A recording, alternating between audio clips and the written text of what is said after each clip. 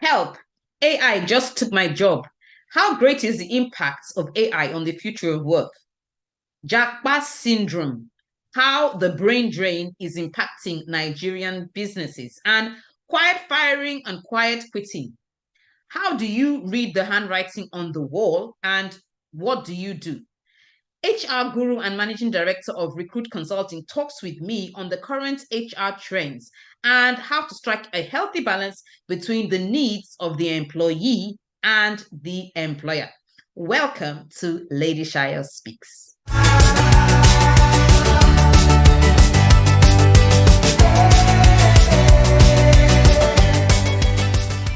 Hi everyone, welcome to Lady Shayo Speaks. And today we are looking at quiet firing, quiet quitting, and HR challenges around the globe. And who better to talk about these issues than Mr. Leke Oshiyemi, the managing director of Rekrut Consulting. And I'm going to tell you a whole lot more about him. But first, I'd say, Leke, welcome to the show. Thank you very much, Lady Shayo. It's my pleasure to be here with you. Fantastic. Now, I'm going to go straight into what we're going to talk about today. But before I read his profile, remember to subscribe to my channel, like this video, share it with your friends. A lot of people want to know about HR issues. This will be very helpful to them. So share it with your friends, like the video, and subscribe to my channel. And as I go along, remember that I did say that I have here the managing director of Rekrut Consulting. So for your business training needs, you need to reach out to him. He's got if you follow him on social media, you'll discover that he has a lot of resources available for you. And so I will put the links to all his handles and the website underneath this video. So do endeavor to reach out to him. So let me go ahead and read his profile. Mr. Leke Oshiyemi is a globally certified human capital strategist, trainer, and life coach with a robust working experience over 2 decades. He has held senior HR leadership roles within multinational and conglomerate companies, especially FMCG, consulting, and private equity environments. Currently, the lead consultant and CEO at Rekrut Consulting, a top-class human capital development company with special focus on training, recruitment, manpower outsourcing, and HR consultancy services. So like I said, if you need any of these services or support, you need to reach out to him.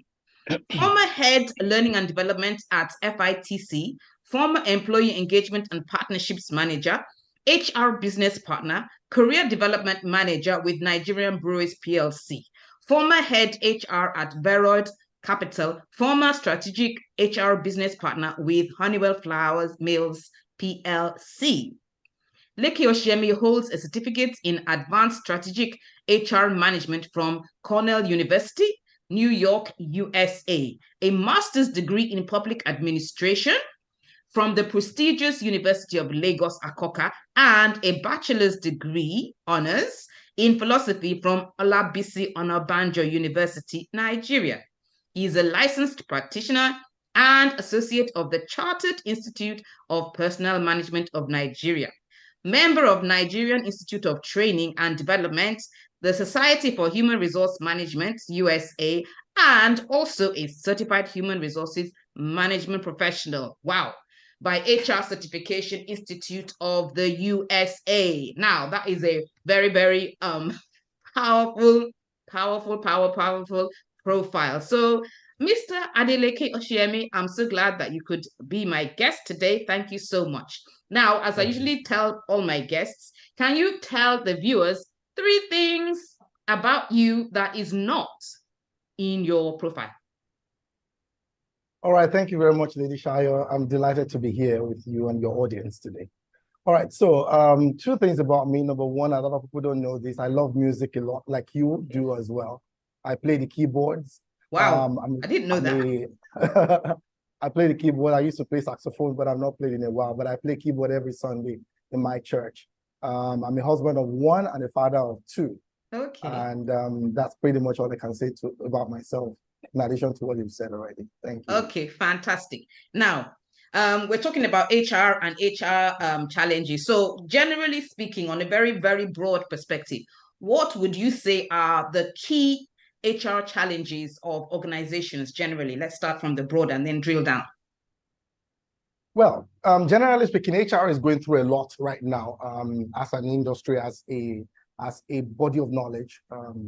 And part of the challenge that HR is going through right now is what we call the talent wars. If you look at talent football, wars. Talent wars, yes. If you look at football, for example, you will see how many Ronaldos do you have? How many Lionel Messis do you have? In the place of work, there is talent war because the few people that are talented, extremely competent, extremely capable people are leaving for other organizations. There's a great resignation going on out there. It's becoming more difficult for HR people to attract the right people, highly talented, highly qualified people to the place of work. We're also having employee engagement issues. The Gallup survey has shown that there is a decline in employee engagement. People's hands and hearts are not as engaged as we would like that to be. Like to be. You know, and it's so sad. Do you would you say that all this hype about sack your boss, start your own business, become an entrepreneur, be your own boss? Do you think all these motivational speakers and all that hype around starting your own business, do you think that impacts the current issues that most employers are facing? Absolutely does. And it's not just the motivation as well. We also have the place of technology. I mean, when we were coming into the place of work as management trainees back in the days, we did not have the opportunity of Instagram, of Twitter. We didn't do nothing like that. That the generation, the Gen Zs and the new generations have today, because they are able to do a lot of things with the technology that is available now. And that is part of what is creating this talent war and what we have, employee engagement issues, even wellness issues, and diversity and inclusion, and so many other problems we have today in human resources. Absolutely. Okay, now I'm going to dive straight into the issue of quiet quitting and quiet firing. I know a lot of us have an idea of what it is, but from the HR perspective, what is quiet quitting and what is quiet firing? All right, so as it is today, quiet quitting is not new, but we have a new word for it to say it is quiet. A new word for it. People have always come to that point where they say, you know what, I'm not going to do, employees are coming to that point where they say, you know what, these are my own work to rule, and I want to avoid the concept of going over and beyond in the work that I do. And when I look and I studied the concept of quiet quitting, for that, I discovered there are two dimensions to it. There's what I call the positive quiet quitting and the negative quiet quitting. For example, positive quiet quitting could be an employee saying, you know what, I will not be reachable between 7 p.m. to 12 p.m. in the night because I'm spending that time for my personal life and for my family. And someone says, you know what, I will not be able to take your emails between this period and this period because we're working in different time zones, and we set boundaries. And there is something beautiful about that. That's what I call positive quiet quitting. So setting the right boundaries for your own personal well-being. Exactly. Yeah. Exactly. But the negative quiet quitting that we're actually talking about now is where we have people who say, you know what, I'm not going to pull my weight. When they're having brainstorming session, I'm not going to be part of it. I'm just going to do the barest minimum that I can deliver, and I'm out. I'm shutting down my laptop. I will not open it on Friday, Saturday. Anytime you call me, I'm not available. You cannot discuss with me on WhatsApp because that is not our official communication channel. And you see some of these things, people barely saying, you know what, I am here, but the little I can do is the little that I will do. Okay, so that's the quiet quitting. What do you think employers, for example, can do I can understand the positive angle that, yes, there needs to be boundaries. You need to be able to shut down at the end of the day and say, maybe after 6 o'clock, do not send me an email. Don't call me. I've done all the work I need to do for the day. Any other thing will wait till the following day. And I know that a lot of people have complained that 12 midnight, their boss is calling them to write one report. I actually had a friend who said he can't even go to the toilet because 1 second away from the system, and his boss is down his throat. I'm like, well, don't, and can't we have a break time? That kind of thing. But so I can understand that part of it. But the part where you have employees that are kind of laid back and don't want to put any extra effort at all, what do you think employers can do to discourage that kind of behavior? Well, there's a lot that can be done because, again, quiet quitting itself sometimes it has a psychological dimension to it, where people also withhold, what they are able to deliver to the organization in terms of their key performance indicators and not pulling their weight. But what employers can do is a lot. I mean, you could start with having open and honest conversations with these people to say, you know what, hey, Mr. X or Mr. Y or Madam Y, you seem not to be pulling your weight in recent times. Are there issues that we need to be aware of? Is there something troubling you? Is there sexual harassment situation? Are there things we're responding to? Is there mental health issues? How do we, support you? We've got to have these conversations. We can't go quiet on ourselves in the place of work. We signed an agreement to work together. And I'll say there's a lot that can be done, as employers. We can coach, we can manage, we can develop these people, we can spend time in learning and development. And I am not, again, I've done a lot of advisory for both employers and employees. I have a huge following on LinkedIn, and I see people coming into my private, chat, into your DM. Asking questions, into my DM, discussing these things. And I say, look, you know what? Please charge them with consultancy. I tell them, see, the work situation sometimes is similar to marriage. If you are done with marriage, I'm a Christian and I believe we should do our best. But there are times when it's not working. It's not working, and you need to move. There are times when you just need to read the handwriting on the wall. So on both parts, the employee can decide to leave the job, and on the part of the employer, you can as well say, "Hey, we've tried our best; it's not working. You need to go." Okay, I'm going to take you, maybe when I come back to the quiet firing at the other end of it later, but I want us to look at another dimension. Now, the big tech companies there's been a lot of mass retrenchment. So Google just released 12,000 people, Twitter released people, Goldman Sachs, there's been the great dumping of stuff. And tech has a lot to do with it. So we've got people on ChatGPT, OpenAI is doing a lot. So when we look at things like copywriting, they'll say, "Oh, this app can do it." We've got apps that can synthesize and look like human beings. So people that used to record lectures, for example, that has kind of been taken over. What are your thoughts over the future of work and the impact of AI? To be honest, how is it affecting work generally? To be honest with you, I'm particularly blown away by what you just mentioned in talking about ChatGPT. And these are game changers. AI will change the game. You and I have seen the movies, The Matrix, Ghost in the Shell, iRobot, Iron Man, Age of Ultron, and all of that. And they've given us a little insight into what is about to come. If you ask me, I'll say, look, there's going to be a convergence between us and technology somewhere along the line.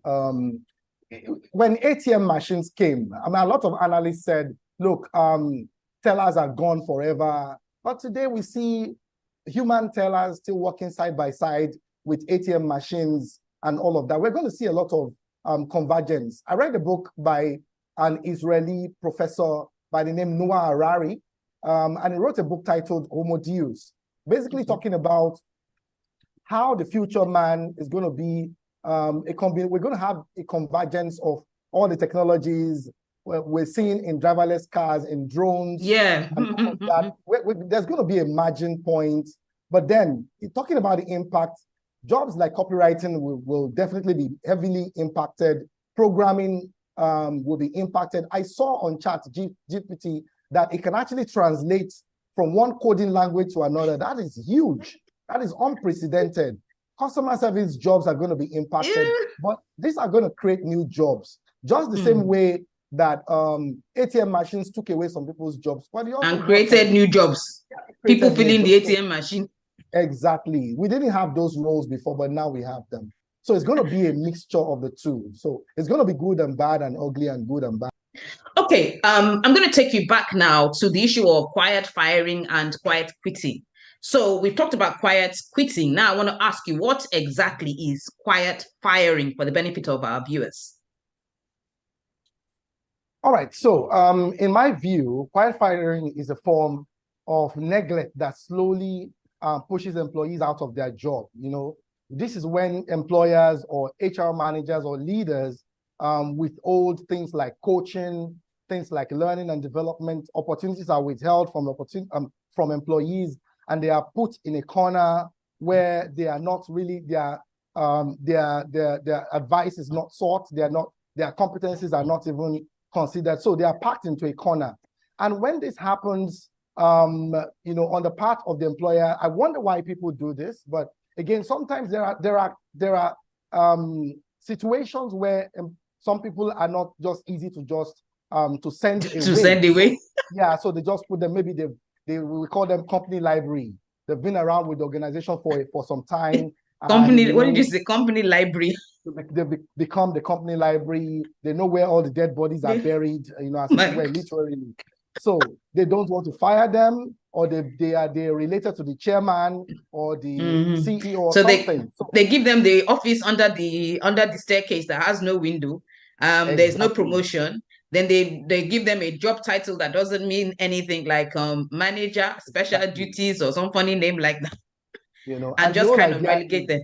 It's just to frustrate them, okay. To relegate them. So if you're an employee, what can an employee do if he or she suspects or senses that they are being quiet fired, so to say? Well, there's a lot to be done in this situation by an employee. Part of what I would advise is to have open conversations. You say, all right, I observe this is going on. Are there opportunities for me to improve? Is there anything I can do to make this better? Can we go through my key performance indicators? Can we go through my job description? Is there another department? Is there a lateral move that can be put together for me? Are there opportunities for me to grow in this organization? Okay. Now, those conversations can be held. Okay, so you're saying that open dialogue, both for the quiet firers and the quiet quitters, either way, open dialogue will go a long way to changing those situations around. Now, when we look at the workforce in Nigeria, a lot of people, because of the advantages that we have with tech, a lot of people are moonlighting. So almost everyone I know that is in paid employment has a side hustle. I mean, I've run a side business, although I ensured that my side business was not in direct conflict with my employer. But a lot of people are running side businesses, either they're buying and selling, and the internet, of course, gives you a platform to do some of these things. What would be your advice to employers, for example, that have staff that are moonlighting? Well, it's not an easy situation for both the employers and the employee. For example, people who are coders, people who are programmers, web developers, bloggers, do have night jobs also, which we call moonlighting or side hustle, as it were. It's difficult to draw the lines. A lot of research that have been done around this area does not see the illegality of this. Again, depending on the kind of contract you've signed. I've seen people who are working with Amazon, who are also working with, competitors of Amazon, secretly on the other side. That's a bit dangerous. It is dangerous, they're in bed with two rivals, at the same time, but then this is part of what we see in the gig economy, where people, have side hustles. I've seen people who are well employed, who are also doing things like Uber, Taxify, and all of that, because they want to connect with people. And for different reasons, people do these things. But it's difficult to find the in-between between the employer and the employee, for people to have partnerships, employer and employees to have partnerships, to have co-creation, to have collaborations. But if the situation can be managed, employers can actually have, a sit down with the employees to see, how they can get more or how they can collaborate between themselves. But it's a very Yeah. tough situation. It is a Yeah, very tough I think I situation. go with the last statement you made, the collaboration part, because I remember then when I was in Troika, I think that was the approach that the company adopted. They, because a lot of staff had different things going on by the side, and I remember there was a particular member, she had I think it was soft furnishings. Yeah, she had something, she had a small outfit that she does soft furnishings. And I remember that there was some kind of collaboration between her and the company, helping her to also promote her soft furnishings on the side. And she was actually a full-time staff of the company. So yeah, I think if employers are a little bit more open, as far as the employees are not indirect, I mean, the one that is in direct competition, I think I'd like to put a question mark around it. But for people that are doing something completely different from what their organizations are doing, I think if there's collaboration, it can be a win-win situation for both the Absolutely. employers and the employees. So that's something that the Absolutely. employers that are listening to me could consider to help both their companies and also increase job satisfaction for their employees. Now, let me quickly go to the aspect of training. We know that a lot of organizations, when it comes to cutting the budget or trying to make savings, the first thing that goes is the training budget, and then maybe the advertising budget. Now, what's your advice to employers on the issue of training? I know that you, as an organization, you do a lot of training. So what's your advice to employers on training? All right, so this is what I'll say about this. It's very easy for business owners or employers of labor to quickly go to training to say, you know what, we can save some money here. But I wrote my project in the University of Lagos back, in the days, and I wrote about the impact of training on productivity.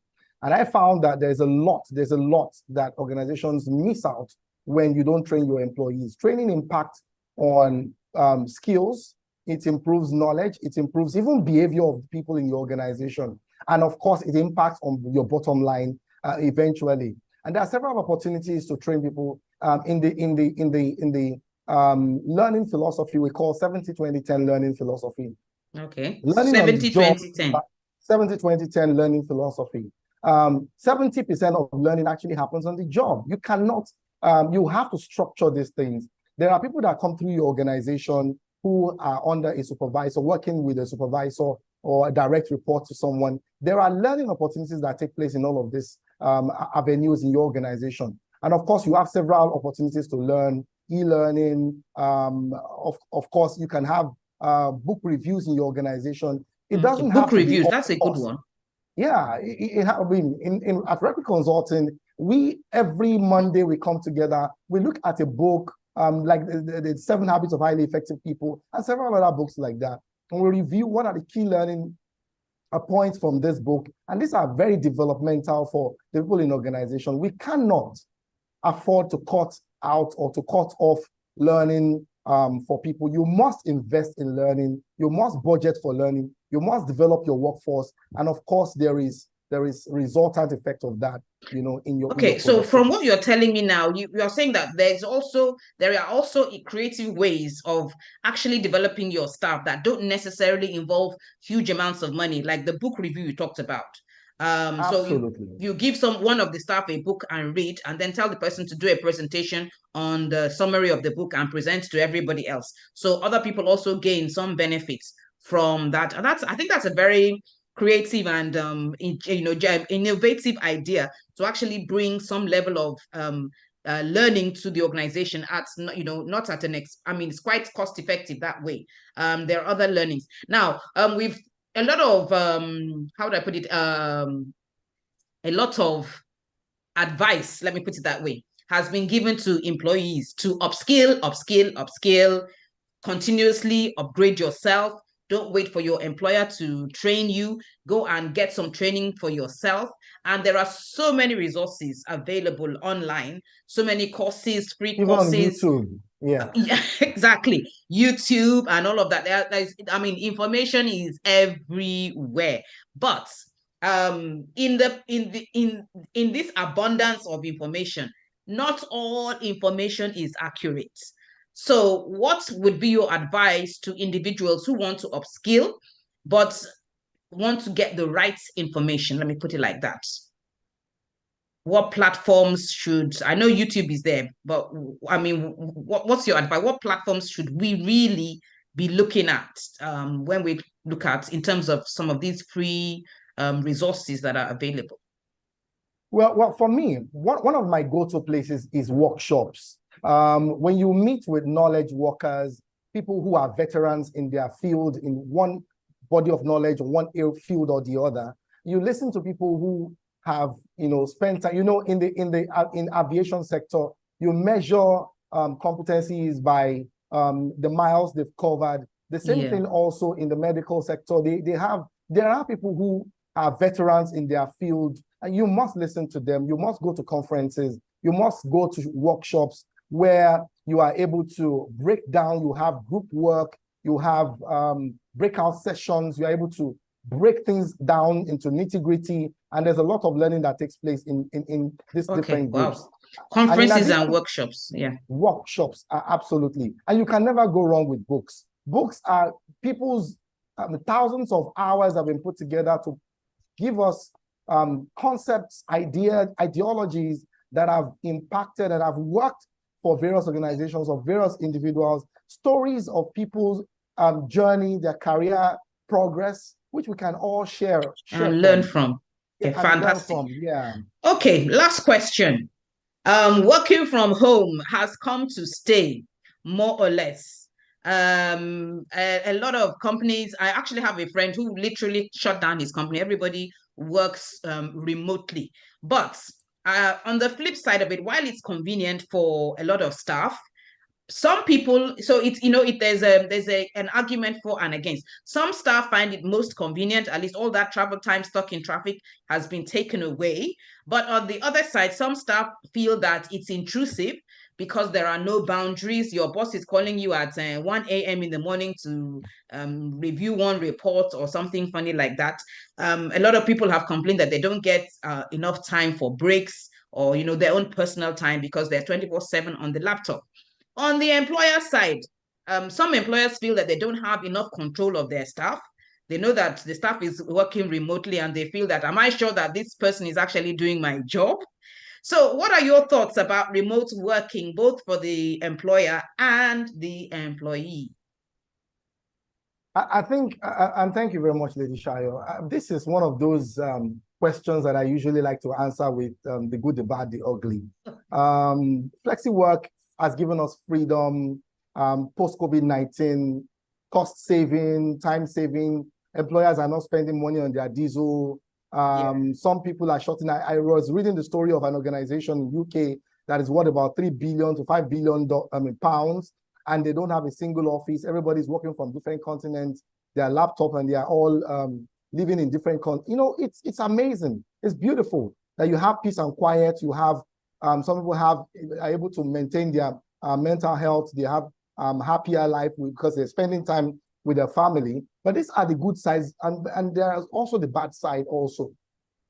I've worked remotely before, and I can tell you there are times the pressure of remote work is even more than working in the office. Yes, you are not commuting. Yes, you are not on the bridge or in traffic. Yes, you are not exposed to all the long hours in commuting, but yet at the same time, working from your own house, you become a prisoner in your own house. Your children are walking about, they're not able to talk. You are in a meeting like this, when you're using your leg to kick your children away. Please go away from me. I'm in a meeting. And it's just somehow. I mean, it comes with, and some people are not able to express self-discipline. There are also situations where employers are thinking their employees are frying plantain at home.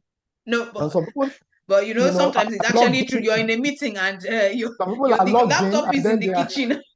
They are logged in, they are elsewhere. So this is one of those, the good, the bad, and ugly situation. It comes with its blessing, and at the same time, it's a curse. There are people that I know that are working from home that have serious mental health issues. They work 24/7. They don't have breathing space. They're not able to leave. The employers are feeling, they are also, the employers are also miserable. I'm not seeing you. I don't know what you are doing. I cannot give you feedback. I just see you log in, log off. Meanwhile, people are doing even more. working from home in in certain situations. So it's one of those. And I don't think. Yeah. Would you say that? Because for me, my take on it, both for the employer and the employee, is working with deadlines and deliverables. So if for example, if I am the employee, for example, and you say, Shayo, I want this report on my table in 24 hours. Fine. I will deliver in 20, but do not ask me to sit behind the laptop at a particular time. You've given me that freedom.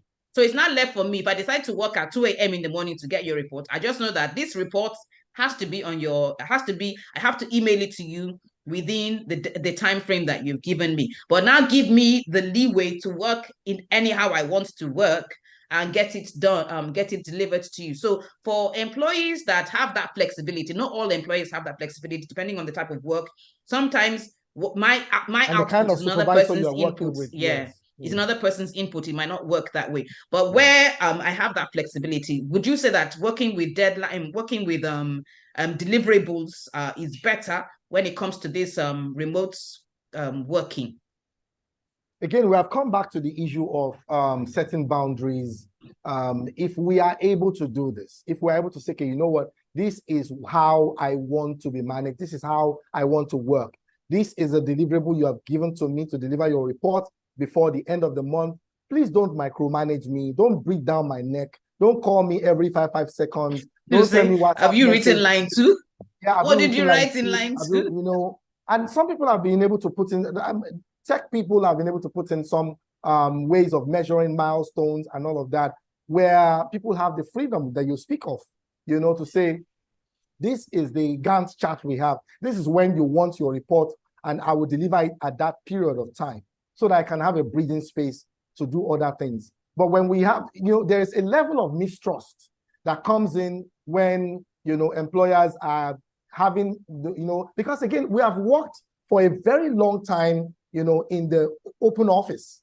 And, you know, supervisors have walked into offices. We've had that physical interaction for so long, more than we've done remote work. So naturally, our psychology, we are not ready to, or we're not there yet to have a situation where we trust that employees. Yeah, I think that's the key word.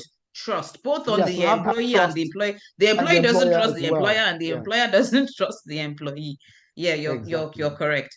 Okay, thank you so much, Leke. It's been a really engaging session. I think we've covered all the topics that I wanted to talk about. So can you just give us your final word of advice to the employees out there and also to the employers? All right, so I'll be speaking again as an employer myself and someone who has been an employee for a very long time. First off, the future of work is here. The technologies are coming, the artificial intelligence will come, and we have to be prepared. We've got to study how this is going to impact our businesses. We've got to study how we're going to react. We're going to study how we're going to utilize and how we're going to leverage I think that's on all of this. How we're going to leverage on all these amazing technologies that are coming our way in the future, because again, these are game changers, and this is just the beginning of the year. We're already seeing things that are amazing, you know, in the technology space. That is number one. Let us get ready. Let us get prepared. The second thing I would like to say as my parting word here is, let us respect ourselves. The employer should please respect the employee. People go through things sometimes, and I tell people, I mean, I consult for a lot of businesses, you know, in the course of my work, and I tell employers, see, people are going through a lot. You know, some people are already, you know, on a cliff. Don't push them, because, you know, we don't want cases of suicide on our hands. You know, and people are going through suicide is a key one. You know, heavy things in their you know, relationships with their children, with their families, in their minds, and all of that. And because we have come to the place of work, let us respect the employees. And on the other hand, also, let the employees also respect the employers. Because the employer is going through a lot of stress at this time. You know, look at what is happening in the tech world. The Amazons of this world, the Meta of this world, Twitter, they're all downsizing. They're downsizing in mass. There's a lot of pressure, going on for the employer of labor. And this is why I would say mutual respect should please come in. Employers should respect the employees, and the employees should also imagine that there is diesel cost, there is a payroll cost, there's overhead cost, there's a lot of cost. And clients are dwindling. Customers are not paying. Government is asking for taxes. There's a lot of pressure on the employer, and there's a lot of pressure on the employees. Let us come together and talk and listen to ourselves. Thank you so much. Thank you very much. It's been a really engaging and interesting session. And I do hope everyone that has listened, whether you're an employer or an employee, I believe that you must have gained something from today's session. Remember to share this video, like, comments underneath. All the links to Leke's social media handles and his company will be posted underneath this video. Remember to subscribe to my channel and watch out for my next episode. Leke Oshiyemi, thank you so much for honoring my invitation today. My pleasure. Okay then, so that's it from us, everybody. Goodbye.